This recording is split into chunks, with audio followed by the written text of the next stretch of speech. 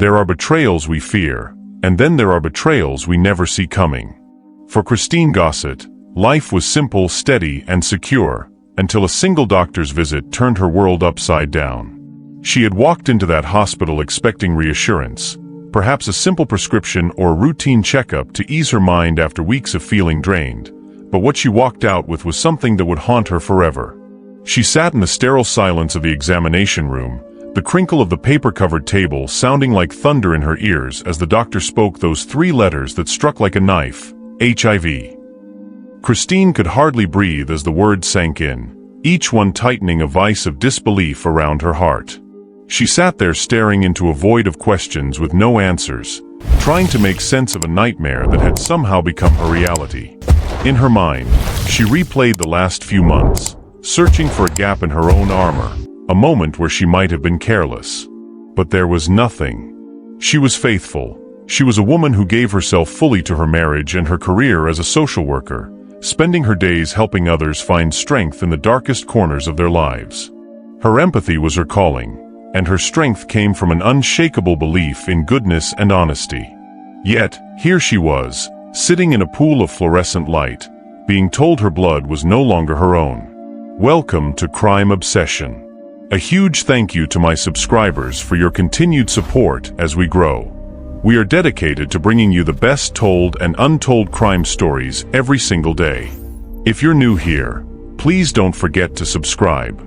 As the minutes passed, the truth began to claw at her, a relentless ache that wouldn't let go.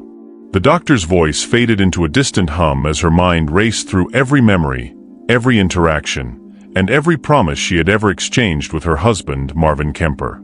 The diagnosis felt like a sledgehammer to her heart, chipping away at the foundation of the life she had worked so hard to build.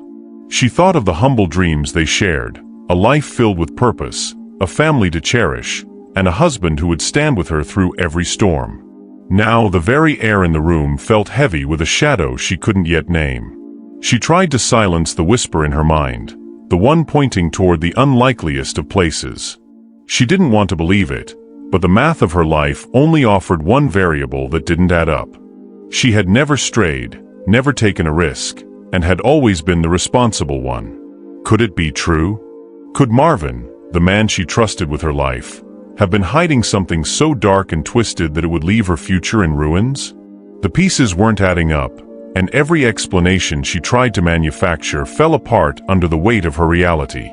Determined to prove the nightmare was an error, Christine didn't stop at one result. She submitted herself to another round of tests at a different hospital, praying for a lab error, a mistake, a reprieve. But the answer was always the same: positive. Each confirmation forced her to confront a truth she could barely bring herself to believe. She lay awake in the dark silence of their home that night, watching the rise and fall of Marvin's chest as he slept, oblivious to the storm raging inside her. The questions flooded her mind, more painful with every heartbeat. How could this happen to a woman who had lived by the values she believed would protect her? In the quiet of those early morning hours, the impossible began to feel inevitable. Christine knew deep down that there was only one way to find the answer she dreaded. She would have to look for herself, even if it meant discovering a darkness she wasn't ready to face. The void of questions was no longer a hollow space. It was becoming a roadmap leading directly to the man sleeping beside her. She felt the cold fingers of doubt wrapping tighter around her heart, realizing that the bedrock of her marriage, the trust she prided herself on, was perhaps nothing more than a carefully crafted illusion. What would you do if the person you loved most became the source of your deepest fear? Christine Gossett was about to find out, and each answer she uncovered would cut deeper than the last. To understand the sheer devastation of the diagnosis that now defined her, one has to go back to a time when Christine Gossett's world was still illuminated by the golden glow of a promise kept. Before the sterile hospital rooms and the 3 letters that shattered her heart, there was a season of life where love was simple, trust was an unbroken shield, and the idea of betrayal was a foreign concept that happened only in the case files of the families she served as a social worker. Christine was, by every account, the kind of woman anyone would feel lucky to have in their corner, grounded, compassionate, and unwavering in a loyalty that ran deeper than most. She gave herself fully to her marriage and her home, believing with an unshakable intensity in the power of goodness and the sanctity of a vow. The foundation of that belief was Marvin Kemper. Their meeting had felt less like a chance encounter and more like the deliberate hand of fate at a fundraiser event for a local community center. Christine had been moving through the crowded room, her professional mask of smiles and handshakes firmly in place, when her gaze fell on him.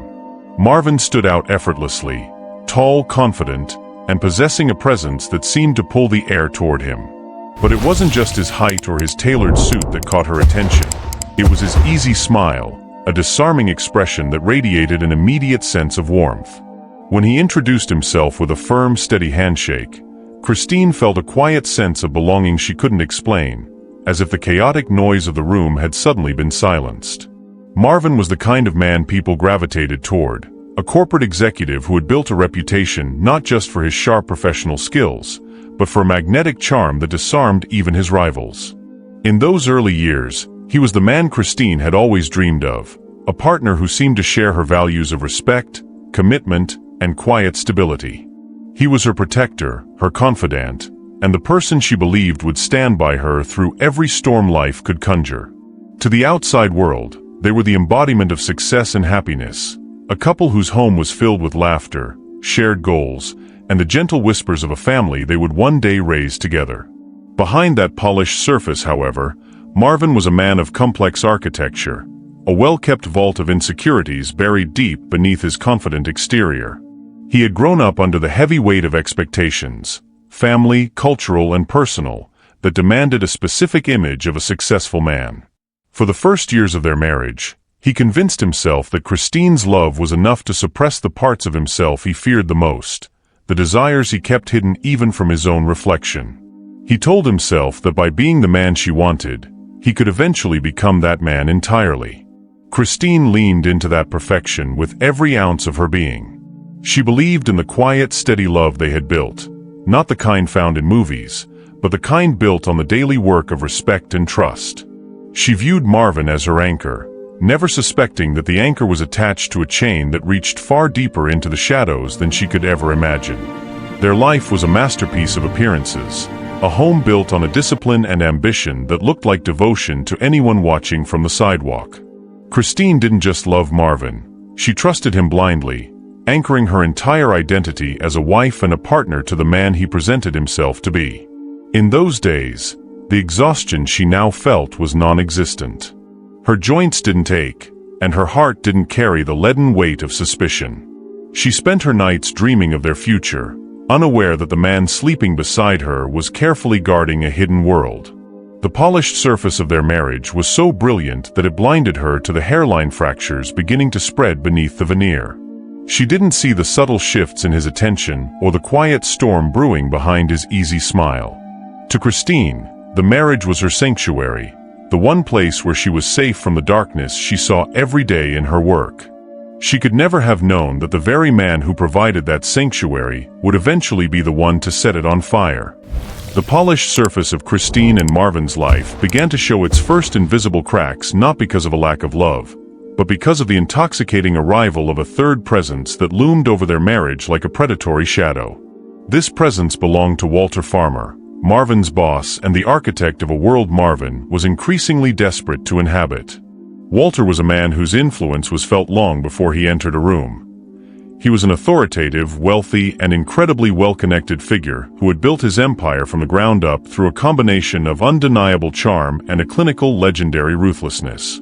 To the outside world, Walter was a kingmaker who could make or break a corporate career with a single flick of his wrist. But to Marvin, he was something far more dangerous, a magnetic force that resonated with his deepest, most buried insecurities.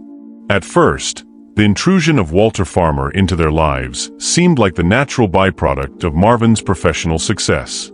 There were late-night strategy sessions, high-stakes meetings, and celebratory drinks that Marvin described as essential for his climb up the corporate ladder. Christine, always the supportive partner, encouraged this growth, believing that Marvin was simply securing the future they had dreamed of together.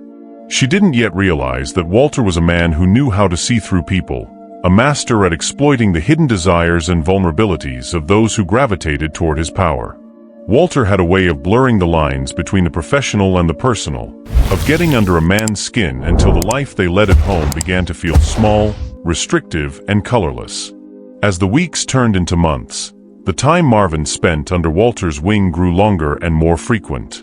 The meetings shifted from the boardroom to dimly lit bars and private lounges, environments where the air was thick with the scent of expensive bourbon and the thrill of the forbidden. Walter began to share stories of his own life, tales of his struggles, his secrets, and a profound high-level loneliness that made Marvin feel uniquely seen and understood. It was a calculated opening of a door Marvin hadn't even realized existed. Walter's gaze was often too intense, his touch on Marvin's shoulder lingering just a second too long, creating a magnetic pull that Marvin found harder and harder to resist.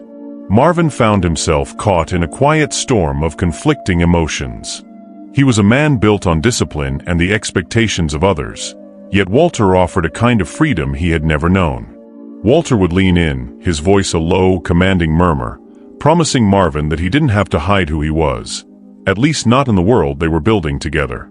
This world of secrets was intoxicating, a place where Marvin felt powerful, desired, and special, far removed from the quiet, steady life he shared with Christine. Walter used his position, his authority, and his vast wealth to keep Marvin close, effectively tethering Marvin's career and financial security to their growing, unspoken intimacy. Christine began to notice the change, though she couldn't put a name to it. Marvin was physically present, but emotionally distant, his attention pulled in directions she didn't understand. When he did come home, he carried the invisible burdens of a man leading a double life, his eyes reflecting an exhaustion that went beyond the demands of his job. She attributed it to the pressure of working for a man as demanding as Walter Farmer, never suspecting that the man she loved was slipping further away into a hidden world she couldn't see, tied to a mentor who was slowly dismantling his loyalty. In Marvin's mind, he convinced himself he could keep these two lives separate. He told himself that his affair with Walter was a necessary compromise, a hidden piece of himself that didn't have to affect the perfect marriage he had with Christine. He believed he was in control, but in reality, he was becoming a vessel for Walter's influence, a man blinded by the rewards of a secret life and the magnetic pull of a powerful mentor. The influence of Walter Farmer was not just a threat to Marvin's career or his marriage. It was the catalyst for a web of lies that would eventually bring a physical and emotional darkness into Christine's very body, leaving a trail of destruction that no amount of corporate success could ever repair. The diagnosis had left Christine Gossett suspended in a void of questions, a hollow space where the logic of her faithful life no longer applied. She sat in the quiet of their home, the weight of the second and third confirmation tests pressing down on her like a physical force, each positive result a sledgehammer to her heart. She had never strayed, never taken a single risk, and had anchored her entire identity to a marriage she believed was built on the bedrock of absolute honesty. In the dark silence of those sleepless nights, her mind kept circling back to the only possibility that could explain the nightmare. The suspicion felt like a betrayal of her own values, a violation of the blind trust she had prided herself on for years, but the reality of the virus in her blood was an unrelenting reminder that something was terribly wrong. One night, unable to find rest while the shadow of doubt grew into a deafening roar, Christine found herself sitting up in bed, staring at Marvin's phone on the nightstand. It sat there, a small, sleek object that held the potential to either clear his name or destroy her world forever. Her pulse quickened, her palms growing cold as she battled the internal shame of snooping, an act that felt foreign and wrong to a woman who had always respected boundaries. Beside her, Marvin slept with a deep, steady rhythm, his body slumped in the heavy exhaustion that had become his constant companion. He was oblivious to the turmoil consuming his wife, his face etched with a peace that felt like an insult to her agony. With trembling hands and a heart pounding against her ribs, Christine reached across the space between them and gently picked up the device. The phone felt like a ticking bomb in her grip. Taking a jagged breath, she pressed Marvin's thumb to the screen, the haptic click signaling the unlocking of a door she could never close again. The light of the screen was blinding in the darkened room, illuminating the pale, hollowed features of a woman she hardly recognized anymore. She navigated through the familiar icons until she reached his WhatsApp, her throat tightening as she braced herself for the mundane. She expected to find work emails, logistics for the corporate world of Walter Farmer, or perhaps just the silence of an innocent man. Instead, her eyes fell on a contact pinned near the top, saved under a name she had never heard him use: Sugar. A chill spread through her body, an electric current of shock that left her frozen as the name echoed in her mind. With a sense of dread pooling in her stomach, she tapped the chat, and the reality of her life shattered into 1,000 irreparable pieces.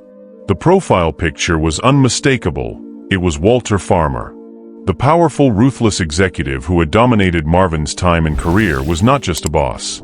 He was the center of a hidden, explicit world that Christine had been systematically excluded from. As she began to scroll, the messages hit her like physical blows, each line of text a fresh stab of betrayal that tore deeper into her heart. The exchange was a grotesque distortion of the man she thought she knew. There were photos and videos that painted a picture so explicit, so brazenly intimate, that she had to stifle a gasp to keep from waking the man beside her. She read words of intimate promises and flirtations that burned into her vision, lines between the two men blurring until they formed a twisted reality hidden just beneath the surface of her marriage. One message in particular stood out, the words searing into her consciousness: "I can't wait to be in you."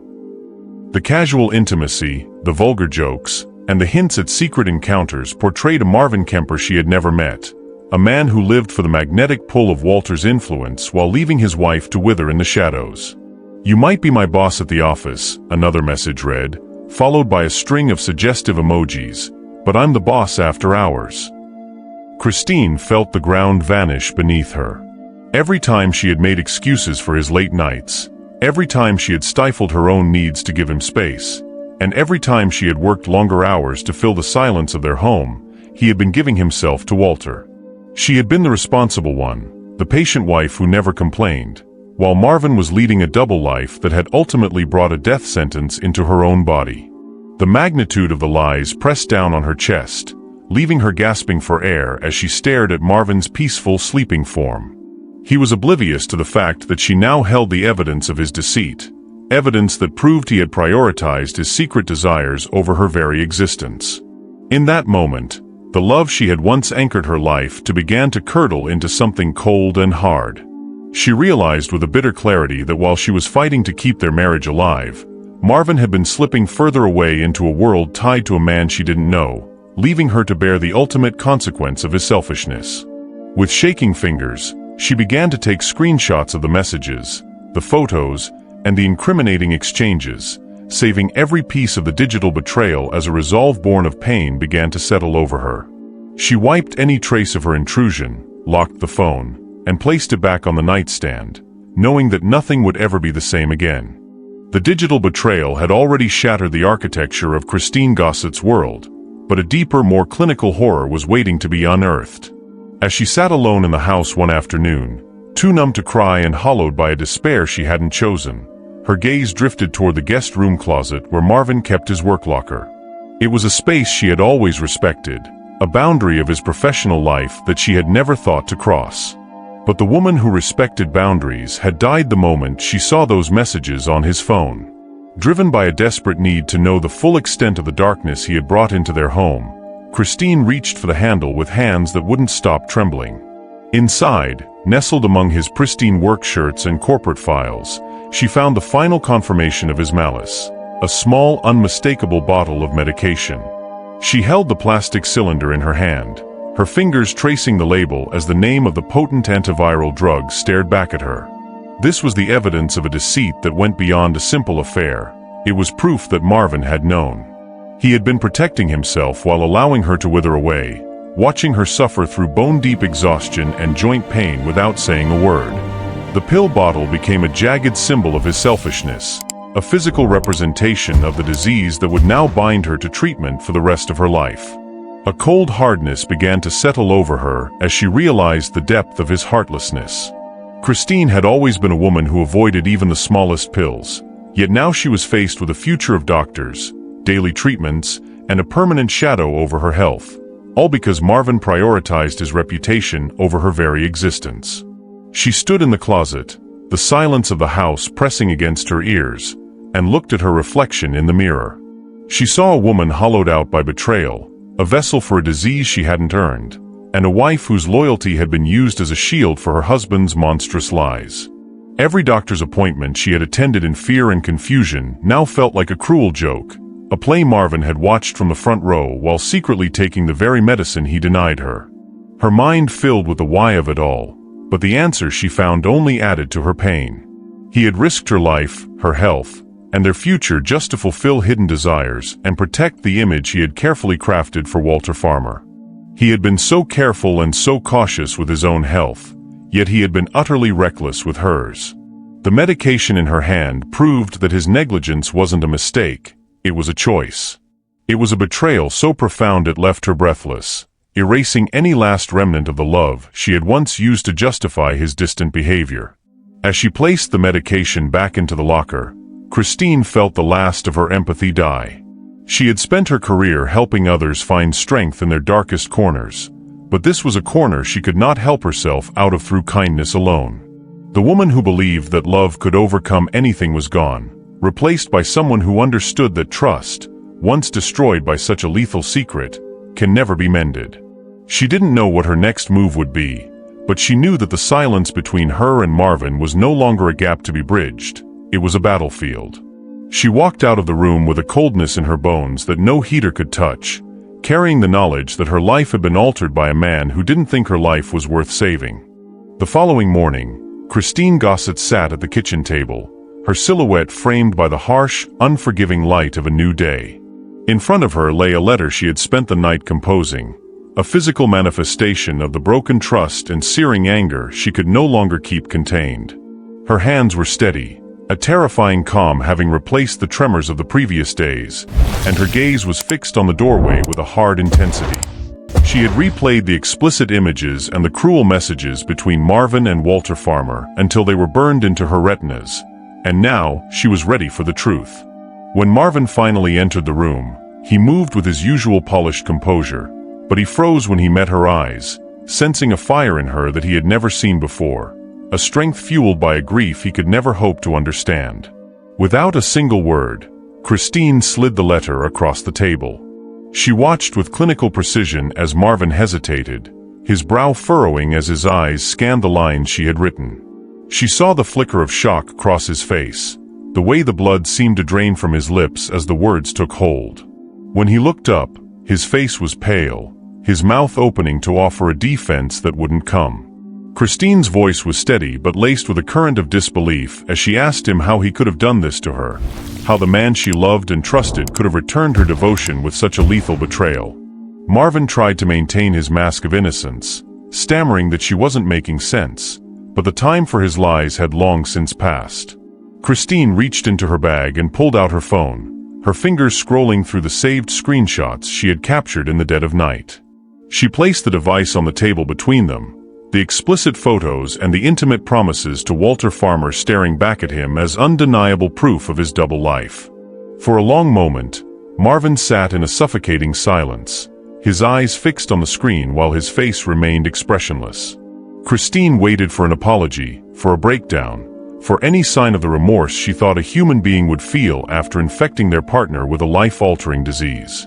Instead, he pushed the phone back toward her, his jaw clenched and his voice dropping to a cold, clinical tone. "So what?" he asked, his lack of emotion striking her like a physical blow. "You went through my phone." The sheer audacity of his response left her gasping for air. She whispered the truth back at him, that he had infected her, that he had betrayed every vow they ever made. But Marvin looked away, his eyes hardening as he stood up to straighten his suit jacket. He told her he didn't have time for this, that he had to get to work, as if her pain and her failing health were nothing more than an inconvenient delay in his corporate schedule. The rage inside her began to boil over as she realized he had time to risk everything they built for Walter Farmer, but he didn't have the time to face the devastation he had caused. Marvin paused for a fleeting moment, his gaze meeting hers with a look of unreadable frustration. He exhaled slowly, his voice sharpening with irritation as he told her he didn't know what she expected him to say. He called his betrayal a mistake, a word that cut through Christine like a knife, and promised they would talk when he got back. With that, he grabbed his keys and walked out the door without a single backward glance, leaving her standing in the wreckage of their life.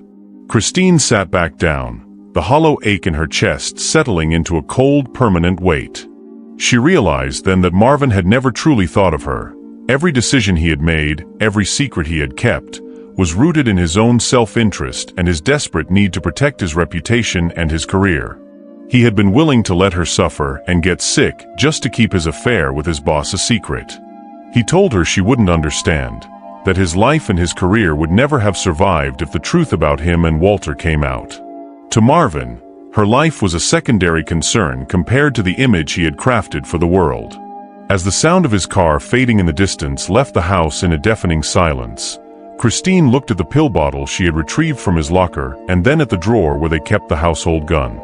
The man she had loved was gone, replaced by a stranger who had traded her health for a promotion and her trust for a lie.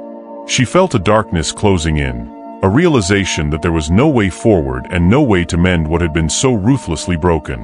The kitchen standoff hadn't brought her the closure she sought. It had only revealed the terrifying depth of Marvin's indifference. The suffocating silence of the kitchen remained long after the sound of Marvin's car had vanished, a heavy, stagnant air that seemed to press against Christine's lungs until she could barely draw breath. The confrontation had stripped away the last of her illusions, leaving her to face a man who viewed her slow physical decline as nothing more than a potential stain on his professional reputation. His indifference was a second infection, one that rotted her spirit even faster than the virus rotted her body. As she sat there, the cold detachment in his voice echoed in the quiet corners of the room, fanning the flames of a rage that had been simmering since the moment she first saw the word sugar on his phone. The man she had built a life with was gone, replaced by a heartless shell who had bartered her very existence for a seat at Walter Farmer's table. In a haze of heartbreak and the crushing weight of betrayal, Christine's gaze drifted to the small drawer where Marvin had insisted on keeping a firearm for protection. She had never touched the cold metal before, had never even considered it a part of her reality, but now it felt like the only object in the house that possessed the same weight as her pain. The psychological torment of knowing he had watched her waste away while secretly taking his own medication pushed her toward a breaking point she could no longer avoid. Her mind clouded with a montage of their shared history, the easy smile that was now a lie, the promises of a family that would never be, and the quiet nights that had been a masquerade for his double life. Driven by a need for a release that words could no longer provide, Christine stood up and moved toward the drawer with a resolve born of pure devastation. Her fingers closed around the chillingly cold metal, her body trembling with the magnitude of all she had lost. She felt something inside her snap, a final severance from the woman who believed in goodness and the wife who believed in loyalty. When Marvin returned home later that day, perhaps expecting her to have settled into a quiet, compliant grief, he found her waiting in the living room. He froze, seeing the fire in her eyes, but it was too late for more dismissive remarks or corporate excuses. Without a plan, without a thought for the future that had already been stolen from her, Christine lifted the gun. Her eyes locked onto his, demanding he finally see the depth of the destruction he had caused, but all she saw was the same unfeeling gaze that had dismissed her earlier that morning. In a moment that felt suspended in time, her finger pressed down on the trigger. The sound of the gunshot tore through the house, a deafening roar that shattered the silence of her life and vibrated through her bones like a final heartbeat. As Marvin's body slumped over, unmoving and finally silent, a heavy, terrifying quiet settled over the room. Christine stood frozen, the gun falling from her hand to clatter onto the floor as the finality of her action washed over her in a cold, unrelenting wave. The rage that had sustained her moments before vanished, leaving only a hollow emptiness and the crushing realization that she had become something she no longer recognized. She had sought justice for a betrayal that no court could ever truly rectify, but in doing so, she had crossed a line from which there was no return. She stumbled back, sinking to the floor as sobs racked her body, the gravity of her decision sinking into her bones. With shaking hands, she eventually reached for her phone, not to check for more lies, but to dial 911 and confess to the crime that had ended one life and forever alter her own. As she waited for the sirens to pierce the gray morning, she sat in the stillness of her broken home, realizing that revenge carried no freedom, only an endless echo of the love that had died long before the trigger was ever pulled. The morning of Christine Gossett's arrest arrived with a cold, gray indifference, the sun struggling to pierce through a thick layer of clouds as police cruisers lined the street of her once quiet neighborhood. She watched from the doorway, her heart a leaden weight, as the officers led her out in handcuffs while neighbors looked on in stunned silence, unable to reconcile the image of the compassionate social worker they knew with the woman accused of such a violent act. As she sat in the back of the patrol car, the reality of her decision settled over her like a crushing shroud. She had ended Marvin's life, and now she was left to face a world that could never understand the depth of the shadow he had cast over her. The months leading up to the trial were a blur of sterile legal meetings and psychiatric evaluations where Christine was forced to relive every jagged detail of her marriage, the easy smile of her husband, the discovery of his affair with Walter Farmer, and the devastating betrayal of the virus he had brought into her body. When the trial finally began, it captivated a public torn between seeing her as a cold-blooded killer or a victim driven to the edge by an unimaginable hurt. The prosecution painted a picture of a woman consumed by a calculated rage, presenting the household firearm as evidence of a life taken in a moment of pure vengeance. They focused on the physical evidence, the ballistics, and the finality of the trigger pull, arguing that Christine had made a choice to end a life instead of walking away. However, her defense attorney laid bare the psychological torment that had unraveled her sense of self, describing her as a woman who had trusted blindly only to have that trust shattered in the most destructive way possible.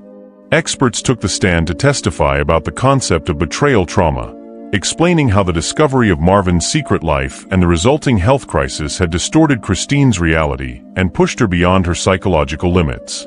The courtroom listened intently as friends and family spoke of Christine's lifelong dedication to kindness and integrity, contrasted against the forensic evidence of the crime scene's chilling quiet. The jury became visibly torn, grappling with the complexity of a case where the undeniable crime of murder clashed with the undeniable pain of a woman who had been treated as disposable by the man she loved. When the verdict was finally read, the tension was palpable. Christine was found guilty of second-degree murder, with the jury acknowledging her emotional torment but ultimately holding her accountable for the life she took. The judge made it clear that while the circumstances were unique and the betrayal profound, her decision had crossed an irreversible line into a darkness that the law could not excuse. Christine was sentenced to 20 years in prison, with the possibility of parole only after 15 years had passed. As she was led away in handcuffs for the final time, the finality of her choices settled into her bones, leaving her with the realization that she would spend the next 2 decades living with the consequences of a revenge that brought no peace. Her story stands as a tragic reflection on the devastating power of secrets and the cost of a betrayal so deep it shattered a woman's health, her trust, and her very sense of self. Marvin's deception did not just end their marriage, it left scars that would shape Christine's life forever, raising haunting questions about the limits of human endurance. In the end, there was no freedom in the silence of the aftermath, only a lingering tragedy written in the choices of 2 people who kept secrets until the truth became a weapon that destroyed them both.